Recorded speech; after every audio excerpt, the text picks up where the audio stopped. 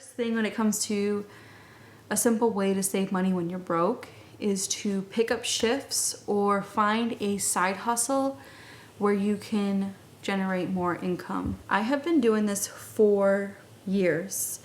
I work full-time now again, and my side hustle is YouTube.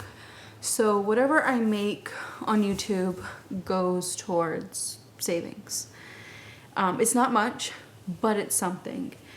Every little dollar counts. Whether you're decluttering your closet, selling your old clothes, selling your old shoes. Yeah, there's so many ways to make extra income. Sometimes you do have to think outside the box. If you can't pick up shifts, you have to think of like, what could you do that could generate some income? It doesn't have to be significant, just some extra income. So if you're good at baking, you could sell your items. There's a couple ladies at my job that love to bake, and they've been selling chocolate covered strawberries, brownies. They've been selling those items to make some extra cash for their student loans. And a lot of the people at work are willing to buy, along with other people. Like I think they have Etsy accounts too. So just find something that can generate some income. Again, it doesn't have to be a ton of money, just extra to help you save. I know I sound like a broken record with this one, but I'm never ever gonna stop talking about reusable items. It's been 8 years and counting, and I'm gonna keep doing it because it helps out so much with saving money. So switching to reusable items, I still have our reusable napkins. I've had those since 2020. They're still going strong. They look amazing. You just have to wash them, and you can put them in the dryer. I do because it takes less time. Or if you prefer to hang dry, you can do that too. The sponges that I have are washable. Period underwear. There's so many things that I have that are reusable. Our duster, washable. I actually just finally got like car mitts to like scrub the car. Those are washable. I got a car brush, like a brush to clean the brake dust off of the tires and the brakes and the rims of the car. That's also washable. So I'm not gonna go in a whole rabbit hole here, but there are so many reusable items that can save you so much money. It blows my mind that people are still not hopping on the reusable item train, because the amount of money you're wasting right now with just toilet paper. I know this is not a reusable item, but hear me out. Toilet paper alone is very expensive. What can help with not buying a lot of toilet paper is a bidet. In our bathrooms right there, we have the same bidet we had at the other place. I sanitized it, don't worry. But we just put it here, and it was $23 on Amazon. And we've had it for a little over a year. Another thing that I have been learning throughout the years that has been saving some money is to wash your car at home. Now, I lived in an apartment my entire life. This is the first time I'm in my own home, which I'm very grateful for. I'm very grateful that I have a driveway where I can wash my car at home now. But every apartment I've ever lived in, I've made like little ways to wash my car in the parking lot, or even save money at car washes. I would be very, very slick and bring like 2 buckets. I would bring 2 gallons of water, fill 2 buckets up, 1 clean water and 1 like soapy water, and just wash my car there if I didn't have like parking room at my apartment buildings. So instead of using these fancy car washes, they're so expensive and they don't clean your car properly. I hate to say it, but cleaning your car yourself is going to get your car actually clean. And now we wash our cars at home. I have all of the stuff, which I will do a video soon on how to take care of your car the minimalist way, so you're not buying a bunch of products. I have quite a few products that are like, you know, just one product for a bunch of things.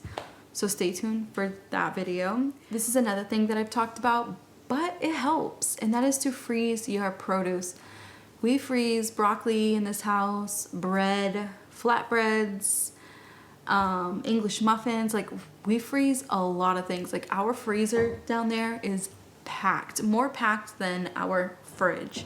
And the reason for that is because food lasts 10 times longer.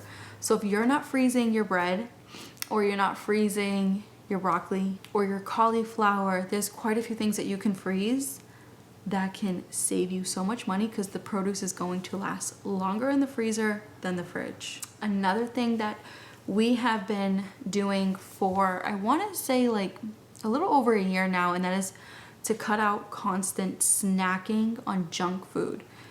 Now, I've talked about my weight many times before.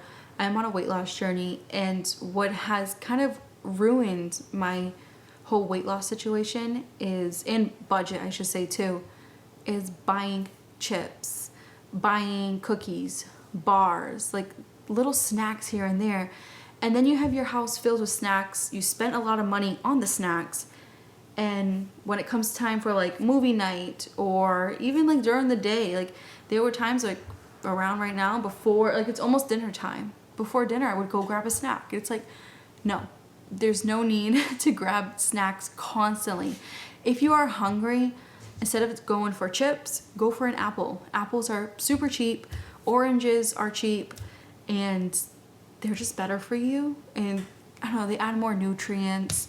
We have a whole thing of apples. We keep them in the fridge because I like them cold.